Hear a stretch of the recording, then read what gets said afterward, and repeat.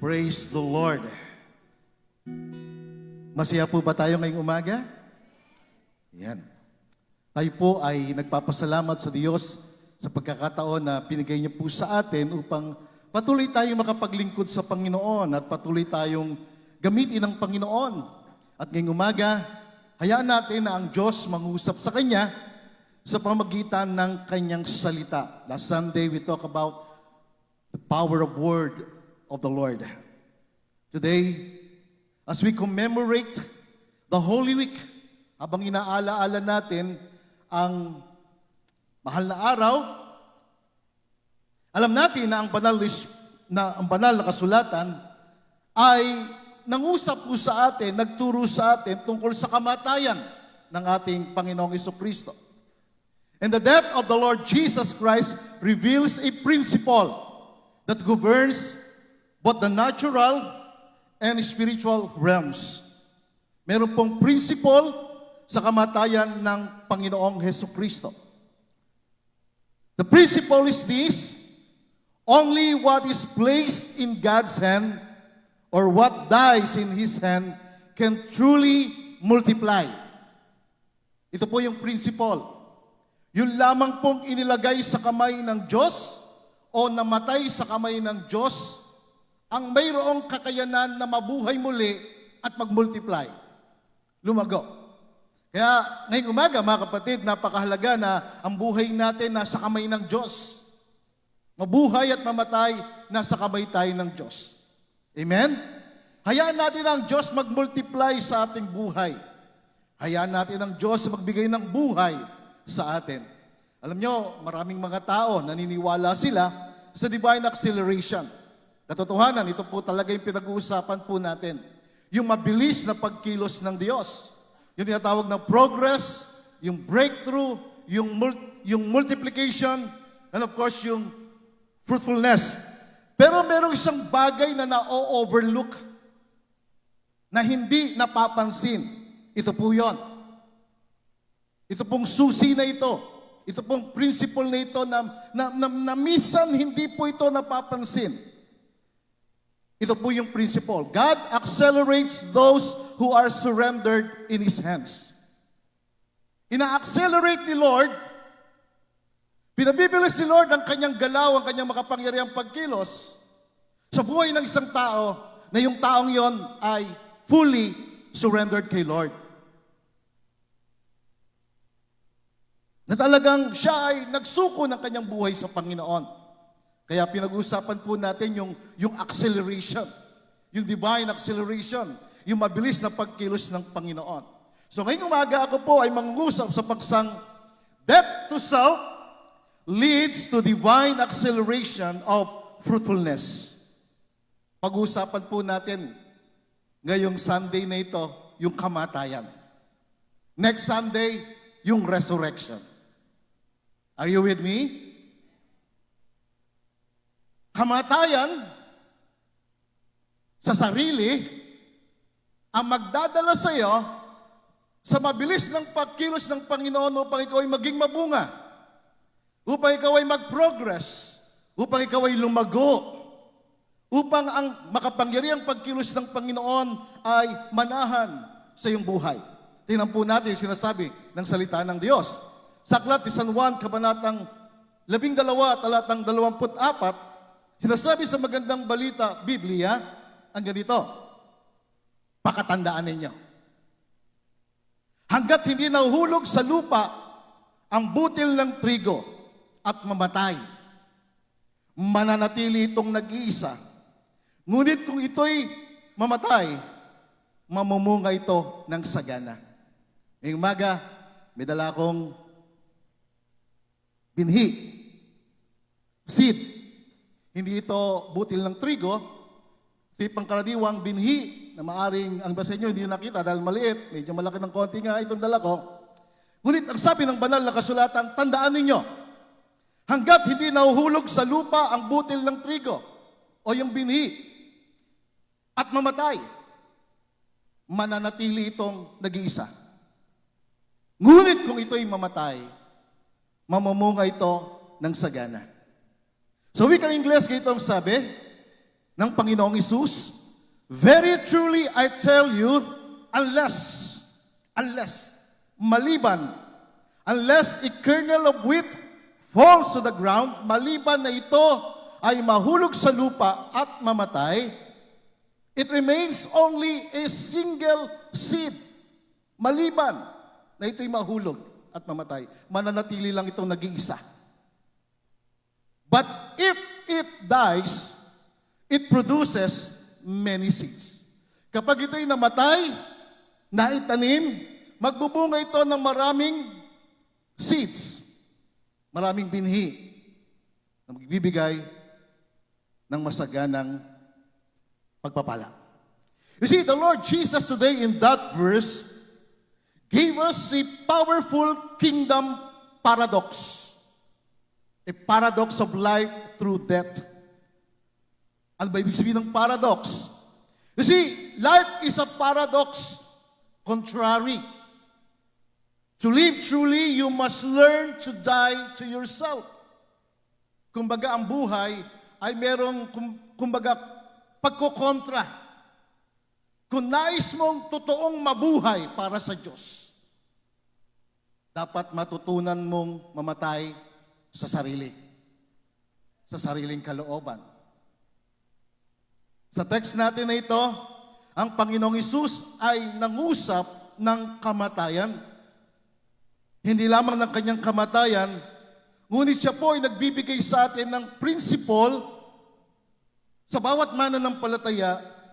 At ang principle na yon is this: life, fruitfulness, and acceleration come through death to self. Ang buhay, ang pagbubunga, ang mabilis na pagkilos ng Diyos sa buhay ng isang tao ay nangyayari kapag yung tao namatay sa kanyang sarili. You see, death to self is a spiritual discipline in which we surrender our pride. Ito yon.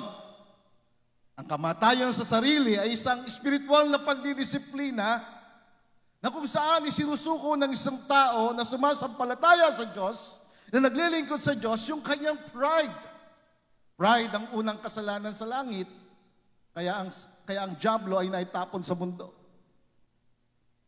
And Jesus is teaching us about death to self, death to your pride, death to our pride and self-will and self-ambitions and desires and fleshly tendencies to God's hands and His purpose.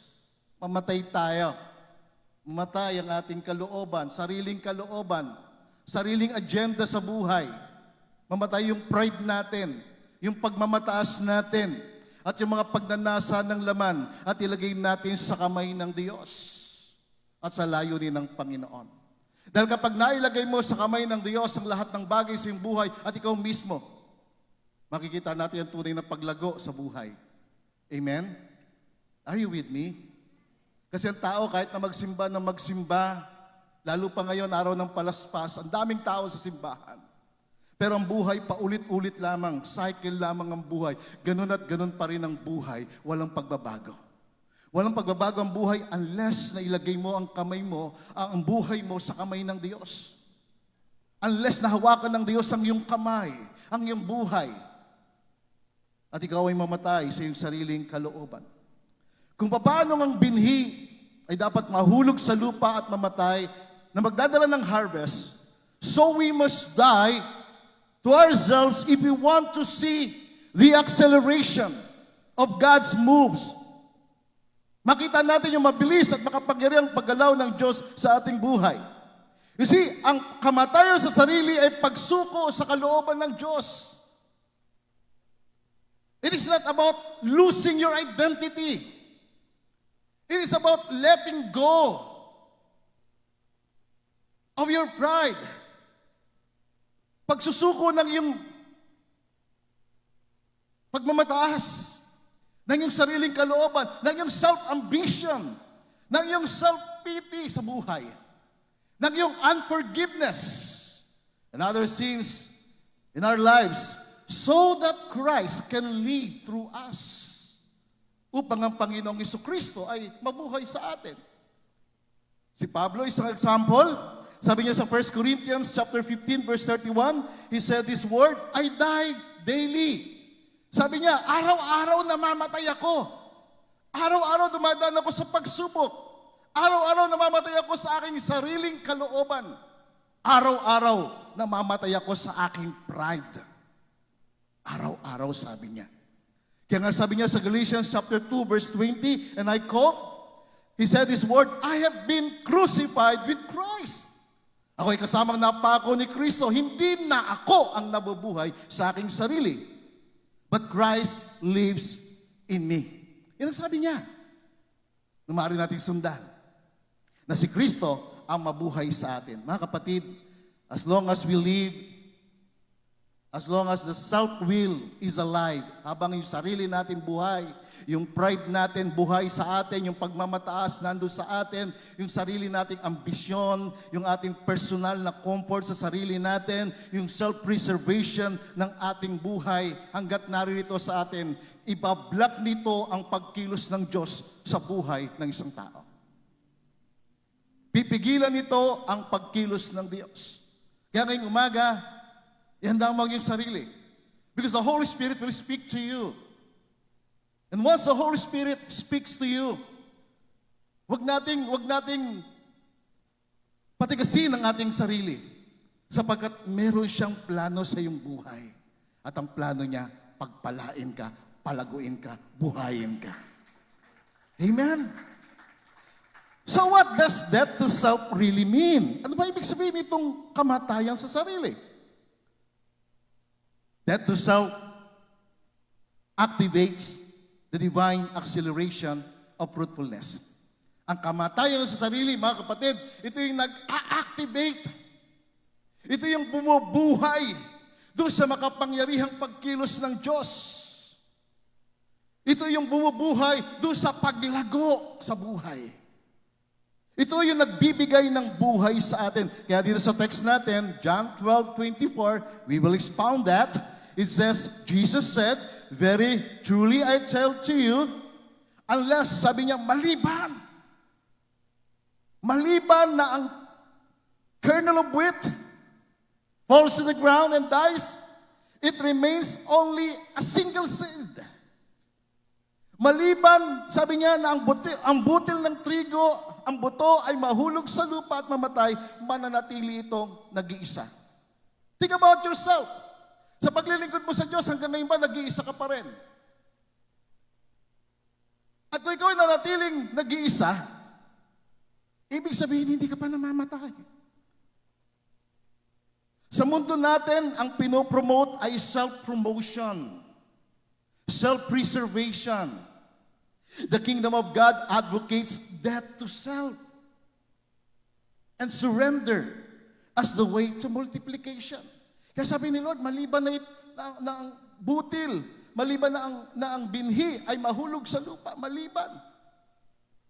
Kapag hindi ito nailagay sa lupa, mananatili itong nag-iisa for the rest of its life.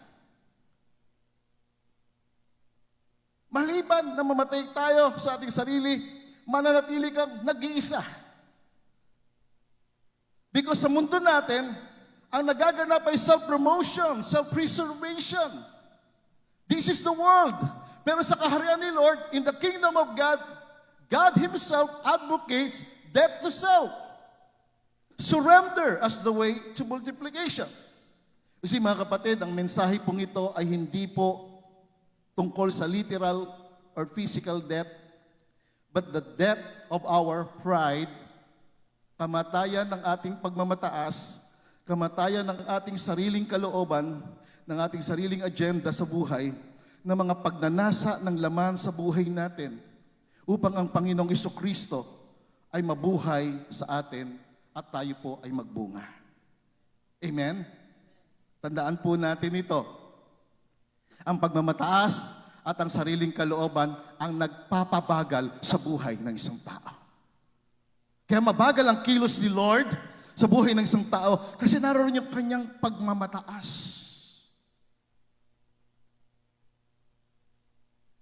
Pride and self-will slow you down. You see, God cannot accelerate a person who is still clinging to self-will. Hindi makagagalaw ang Diyos. Hindi mapapabilis ni Lord yung galaw niya sa buhay ng isang tao na kapag isang tao yung nakahawak siya sa kanyang sariling kalooban. That's why when Jesus died, before He died on the cross, He died to Himself on the Garden of Gethsemane, and He said to the Father, Father, not my will, but your will be done. You see, God only accelerates what is fully surrendered to Him.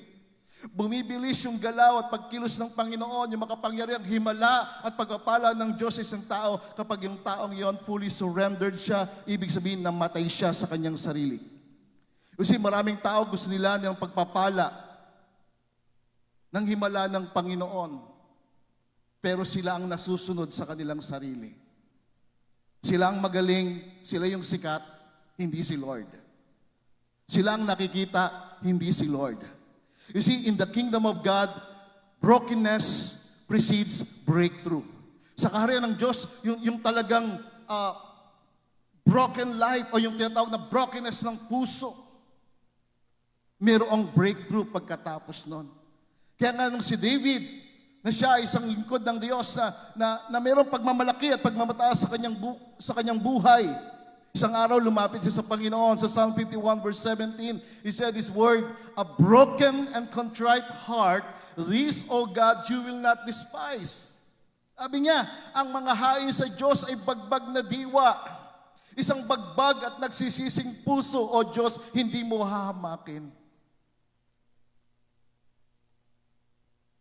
Siya'y namatay sa kanyang sarili. Isang bagbag at nagsisising puso, O Diyos, hindi mo hahamakin.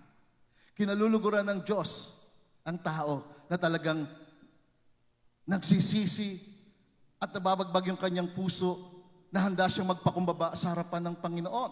Kasi sabi ni Propeta Isaias, sinasamahan ng Diyos ang taong mapagpakumbaba, ang taong nagsisisi at mababang loob. Sabi niya, ito ang sabi ng Diyos, ako ang kataas-taasan at banal na Diyos, ang Diyos na walang hanggan. Mataas at banal na lugar ang aking tahanan, sabi ng Panginoon. Sa mababang loob at nagsisisi, ako ay sasama. Aking ibabalik ang pagtitiwala nila at pag-asa. Kasi makikita natin dito, sinasamahan ng Diyos, pinagpapala ng Diyos, mabilis ang pagkilos ng Diyos sa buhay ng isang tao, ng taong yon. Surrendered siya. Bagbag ang puso. Nagpapakumbaba sa Panginoon. Lumalayo ang Diyos sa mga mapagmataas. Sa mga taong ma-pride. Lumalayo ang Diyos. Ibinabagsak ng Diyos sa katotohanan ang mga taong nagmamataas. Itinataas ng Diyos at sinasamahan ng Diyos ang mga taong nagpapakumbaba. Kaya sa panahon na ito na pagninilay-nilay natin sa Holy Week, nawa itong verse nito mag-speak sa atin.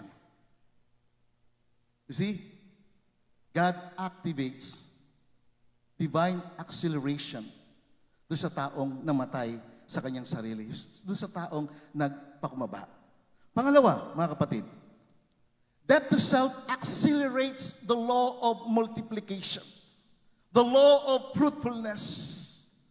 Sabi ng Panginoong Hesus kanina, maliban na ang binhi, ang butil, maliban, sabi niya, pag hindi ito nailagay sa lupa, hindi ito magbubunga ng marami, mananatili itong nag-iisa habang buhay.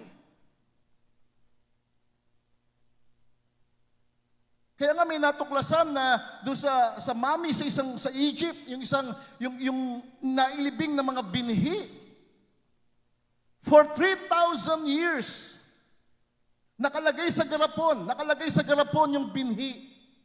3,000 years. Na sa halip magbibigay ito ng napakaraming binhi at pagpapala.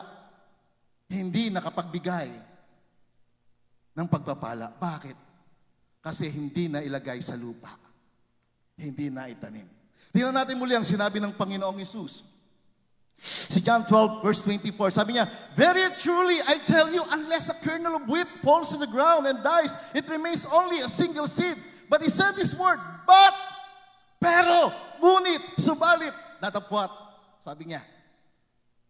Kung ito'y mamatay, mamumunga ito ng sagana.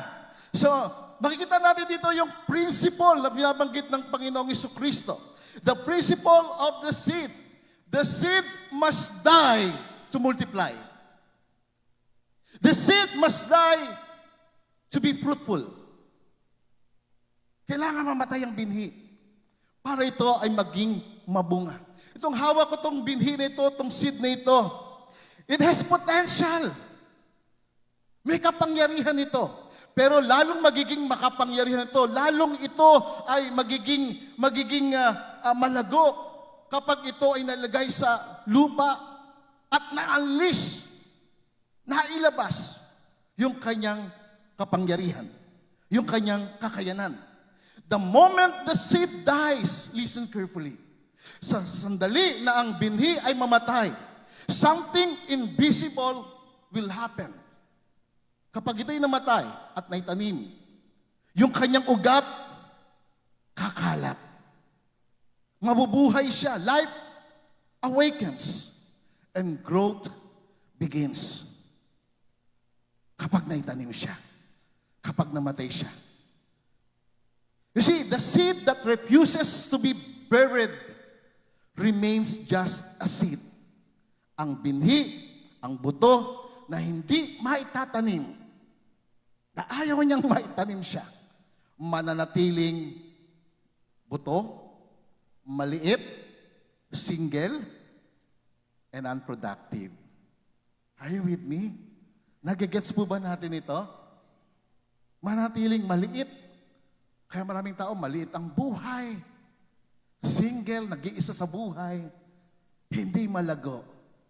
Kasi hindi namamatay sa kanyang sarili. But when it is buried and dies, it breaks open, and its hidden life is released to produce a harvest. Yung kanyang buhay ay magbibigay ng harvest. Are you with me?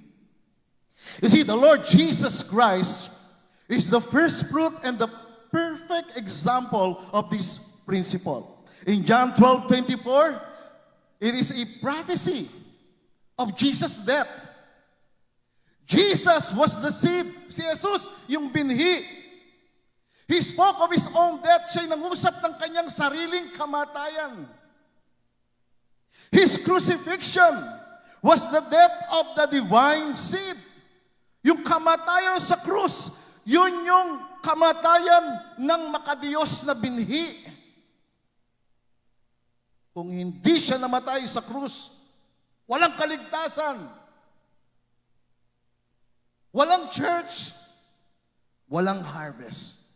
That is why Jesus died on the cross. Can we give Him that praise?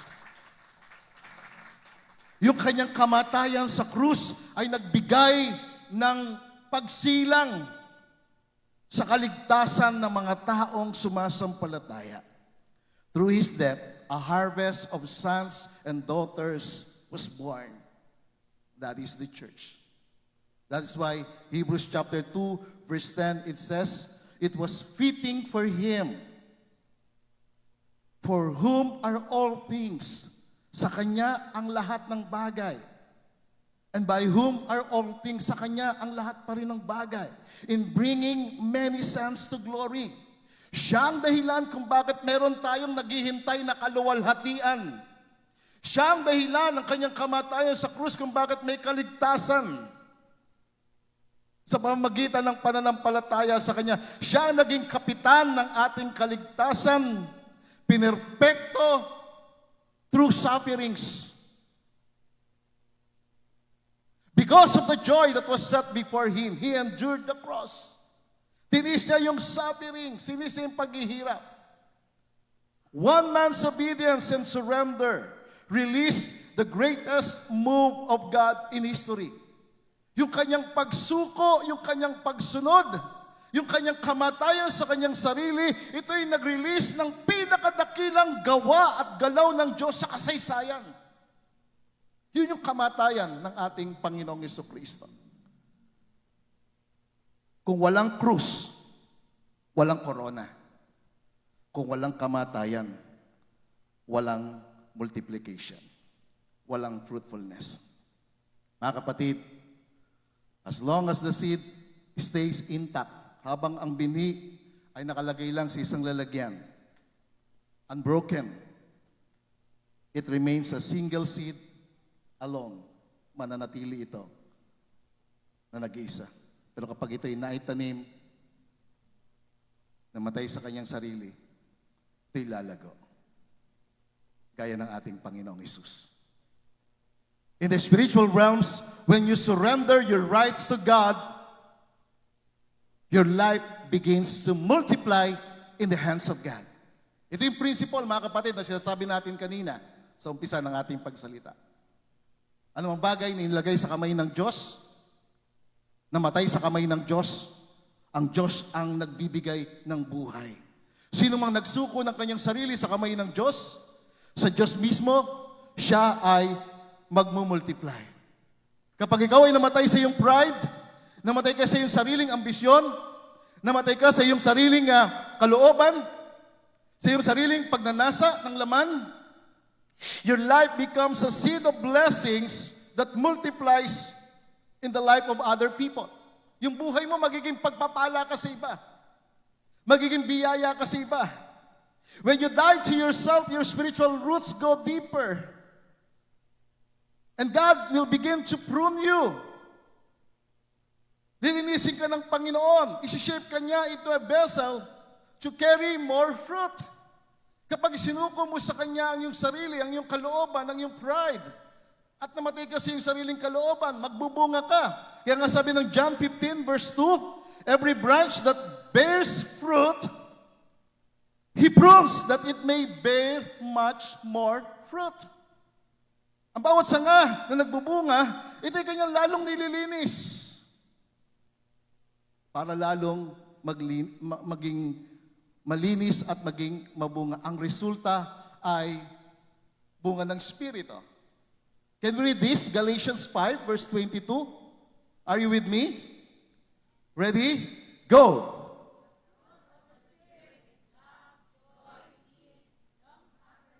Kindness, goodness, faithfulness, gentleness, and self-control. Ang bunga ng Banal na Espiritu, makikita sa iyo.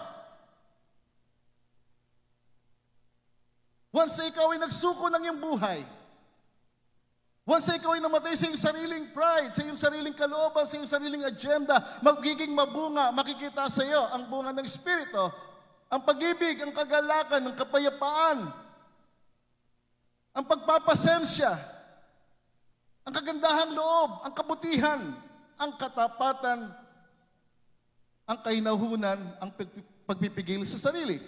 Hindi lamang ang bunga ng Espiritu ang makikita sa isang taong namatay sa kanyang sarili, kundi mga tao na susunod at maglilingkod sa Diyos dahil nakita ka. You see, death to self leads to the divine acceleration of many souls being saved. Kapag isang tao namatay sa kanyang sarili, namatay sa kanyang pride, makikita mo may mga taong susunod sa kanya, may mga taong gagayahin siya. At sa panahon ngayon, ang ginagaya yung gawa, hindi yung salita. Kapag nakita yung gawa, automatic yung makikita sa susunod na generation. Are you with me? You see, you will begin to grow in your character, in your spiritual gifts, in revelation and kingdom impact once you die to yourself. Maliban na ikaw ay mamatay sa iyong sarili. You will move from striving to divine speed because God is now working through you, not just beside you. Kaya nga ang Panginoon, hindi siya makakilos sa isang tao na yung taong yon, masyado siyang focus sa kanyang sarili. Conscious siya sa kanyang sarili rather than being conscious of God.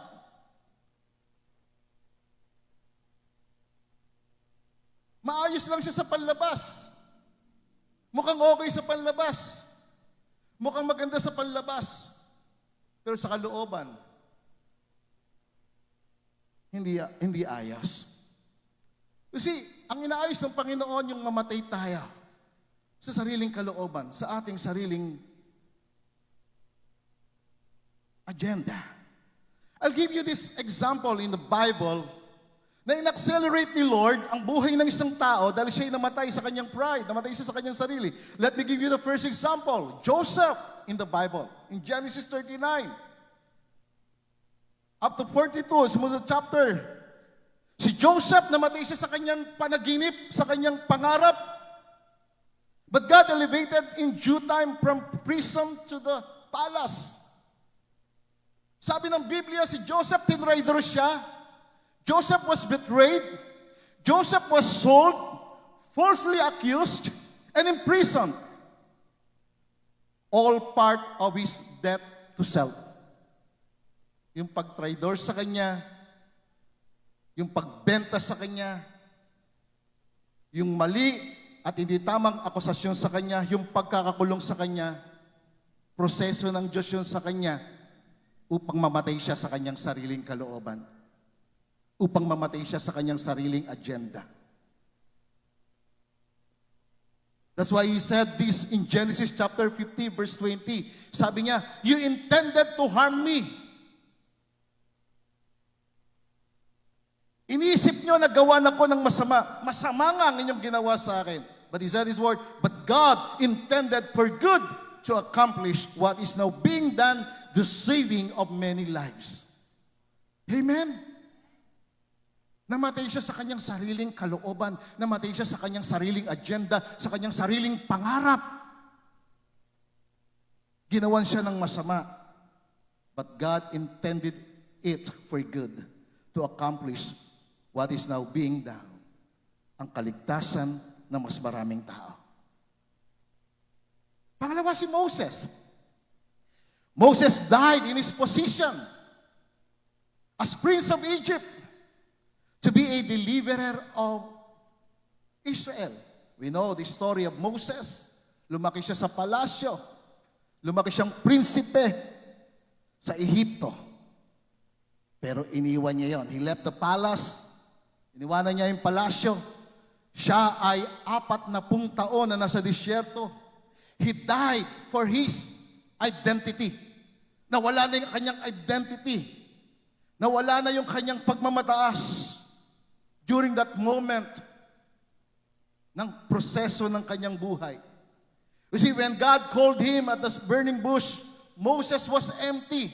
Matanda na siya na ang Panginoon ay magsalita sa kanya at tawagin siya doon sa burning bush. Sabi niya, hindi na po ako pwede. Hindi na ako malakas. Wala na ako magagawa.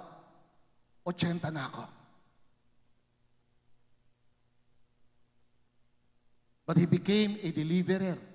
Siya'y naging tagapagligtas ng buong bansa ng Ehipto, ng Israel, mula sa Ehipto. Tingnan natin ang binanggit sa kanya. Hebreo, Kabanatang 11, talatang 24. Sa pamagitan ng pananampalataya, si Moses, nang siya'y malaki na, tumangging tawaging anak ng babaeng anak ni Faraon. Pinili niyang magbata ng kahirapan kasama ng mga tao ng Diyos. Pinili niya yung maghirap kasama ng mga tao ng Diyos. Kasama ng mga tao naglilingkod sa Diyos. Kasama ng mga tao na naniniwala at sumasampalataya sa Diyos kaysa magtamasa ng panandaliang kaligayahan dulot ng kasalanan. Pinili niya yung kalagayan sa Diyos kaysa yung kalagayan sa mundo. Na naroroon sa kanyang lahat ng bagay. Ang pera, ang magandang buhay, magandang lugar.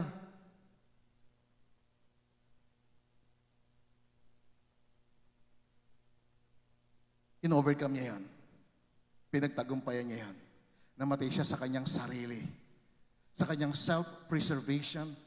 Sa kanyang self-comfort. Verse 26, itinuring niya ang mga kahiyan ng Mesiyas ay higit na mas malaking kayamanan.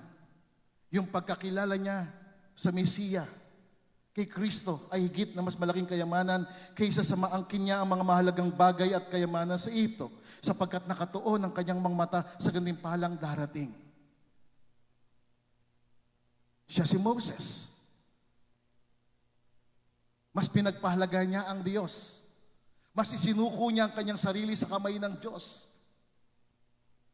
Sa piling ng Diyos. Namatay ang kanyang sariling kalooban, ang kanyang pagmamataas, ang kanyang pride sa kamay ng Diyos. At tinaas siya ng Panginoon. Kaya kahit sa mga Hudyo sa panahon ngayon, mas kinikilala nila si Moses kaysa sa ating Panginoong Jesus. Kasi nga nakabatay sila doon sa lumang tipan. Tingnan natin si Pablo. Si Pablo namatay sa kanyang relihiyon. Namatay siya sa kanyang reputasyon. And he experienced divine revelation.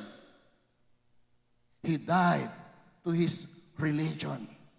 Ang klase itong tao ito. Mas pinapahalaga niya yung divine revelation ng Diyos sa kanya, ang Diyos mismo, kaysa sa kanyang relihiyon. Ang mga tao sa panahon ngayon, makikipagpatayan sa pagiging panatiko sa relihiyon. But this man, Paul, the Bible speaks about Paul who died to his religion and reputation to experience divine revelation. Tingnan natin siya. Pilipos Kabanatang 3, talatang 7. Sabi niya, dahil kay Kristo, ang mga bagay na pinapahalagaan ko noon ay tinuring kong walang kapuluhan ngayon. Dahil kay Kristo. Basahin natin ito ng malakas. John 12:25. Yun yung sumunod na verse ng 24 ng John chapter 12. Ready? Go! Anyone who loves their life will lose it, while anyone who hates their life in this world will keep it for eternal life. Ang sino man daw po na magmahal sa kanyang sarili, mawawala ito. You will lose it. While anyone who hates their life, ang sino man na mapuot sa kanyang sarili. Kasi kailangan natin kaputan, kailangan natin kamuhian, yung sarili natin na lumalayo sa Diyos. Yung sarili natin na nabubuhay sa kasalanan. Yung sarili natin na ma-pride. Kaya pagka ako po'y nakakaranas sa parabang nagmamataas ako, titingnan ko sarili ko, hindi ako ito. Hindi ako ito. Lumuluhod ako sa Diyos. Nagpapakumbaba ako. Nagsusuko ako ng aking buhay. Kasi sabi ni Propeta Isaias, sinasamahan ng Diyos yung taong nagpapakumbaba at nagsisisi. Pinagpapala ng Diyos. Can we give Him that praise? Sa magandang balita ng John 12:25, it says, ang taong nagpapahalaga sa kanyang buhay, mawawalan nito. Pagka masyado kang conscious sa sarili mo, mawawalan ka ng buhay. Ngunit ang taong hindi nagpapahalaga sa kanyang buhay, sa daigdig nito, ay siyang magkakaroon ng buhay na walang hanggan.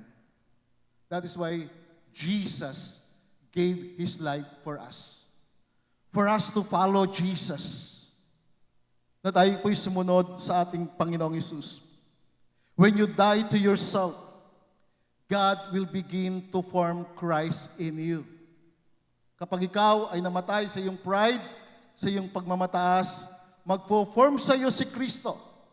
Makikita sa iyo si Kristo. Paano yon? Ano makikita sa atin? First, Christ-like character. Christ-like characters start to emerge through love, humility, endurance, and obedience. Pag sumunod ka kay Kristo, si Kristo namatay sa kanyang sarili. He said, not my will, Father, but your will be done. Before He died on the cross, He died to Himself. Kaya yung kamatayan sa krus, resulta na lang yun ng kanyang kamatayan doon sa Garden of Gethsemane nung namatay siya sa kanyang sariling kalooban. At kapag ikaw ay namatay sa iyong sariling kalooban, sa iyong pagmamataas, ifo-form ni Lord, iaanyo ni Lord, imomold ka ng Panginoon na maging katulad ni Kristo. Sino gusto maging katulad ni Kristo? Yung Christ-like character makikita sa iyo kapag ikaw ay namatay sa iyong sarili, yung kanyang pag-ibig, yung kanyang pagpapakumbaba, yung kanyang pagtitiis, yung kanyang pagsunod. Pangalawa, makikita yung holy life. Holy life starts to be revealed. Makikita sa iyong kabanalan. Mamumuhay ka sa kabanalan. Mamumuhay ka ng banal. Mamumuhay ka sa kasalanan. Mamumuhay ka sa sarili mo na mapagmataas. Isusuko mo yung sarili mo sa Diyos. Kasi yun si Kristo.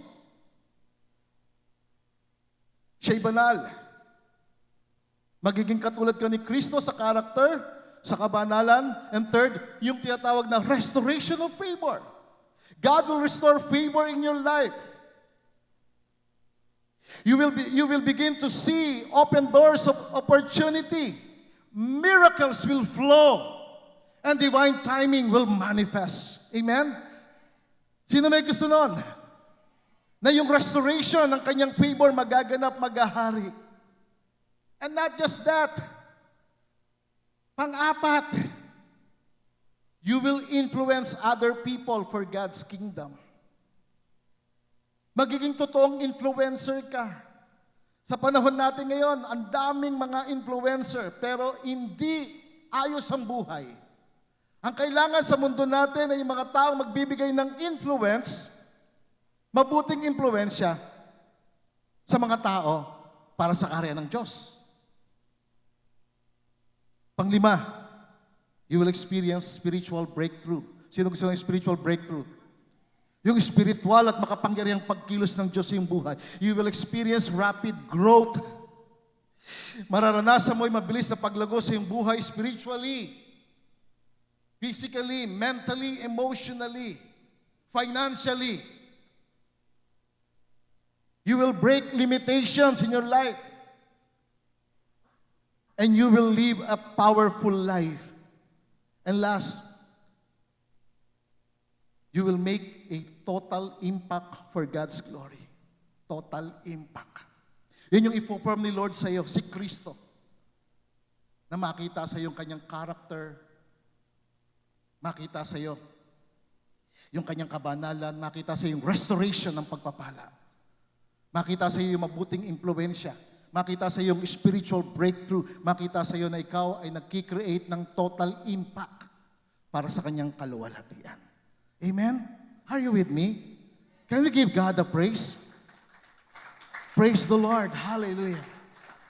Kasi ngayong umaga, this is what the Lord wants you to do. Wants you to experience. The way forward is not more striving. It's more of surrender. Ang paglago, ang pagunlad, ang fruitfulness, multiplication, surrender sa Panginoon. Ina-accelerate ni Lord, pinabibilis ni Lord ang kanyang galaw sa mga taong broken, available, and dead to self. I have this last question for you. Handa ka bang mamatay sa iyong sarili? Handa ka bang maging katulad ni Kristo? Handa ka bang sumunod kay Kristo? Handa ka bang maging katulad ng Panginoong Jesucristo? Kung handa kang sumunod at makita sa si Kristo, ano ang dapat na mawala sa atin? Ano ang dapat na mamatay sa atin? Pride, pagmamataas, sariling kalooban, sariling ambisyon, sariling plano. Hayaan mo yung plano ni Lord ang mahayag saya. Kailangan mamatay yung self-preservation. Hindi ba natin kailangan i-preserve ang sarili natin? I-preserve natin si Kristo. It's not about losing your identity. Kasi the more na si Kristo nakikita sa'yo, the more na ikaw ay nagliliwanag, the more na nakikilala ka, the more na nare-recognize ka. So ano yung mga dapat na mamatay sa atin? Unforgiveness. Yung ating mga personal agenda. Kasalanan. Pagiging makasarili. Pagiging makalaman. Ngayong umaga, suko natin niya sa Panginoon. As we commemorate this Holy Week, kasi mga tao sa panahon natin ngayon, kumbaga inaalala, namatay ba si Kristo? Oo. Pero gaano kalalim o gaano kahalaga ang naging kamatayan ni Kristo para sa iyo? Ikaw ba, handa kang mamatay para kay Kristo? Handa ka ba na maging katulad ni Kristo? Handa ka ba na makita si Kristo? as we commemorate this Holy Week, let John chapter 12, verse 24 be our prayer and meditation. Saying to God, Lord, bury me like a seed.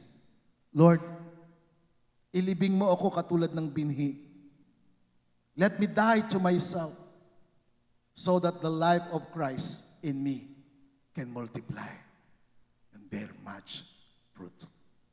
Amen. Mga kapatid, sabay-sabay nating i-declare ito. Sabay-sabay tayo. Sabihin natin, today, I choose the way of the cross. I die to myself, my self-will, and my pride. I declare that my life is a seed in the hands of God as I surrender fully. Divine acceleration is coming to every area of my life. I will bear much fruit for His glory, in His timing, by the Holy Spirit, in the name of Jesus Christ. Amen. Amen. Praise the Lord. Hallelujah.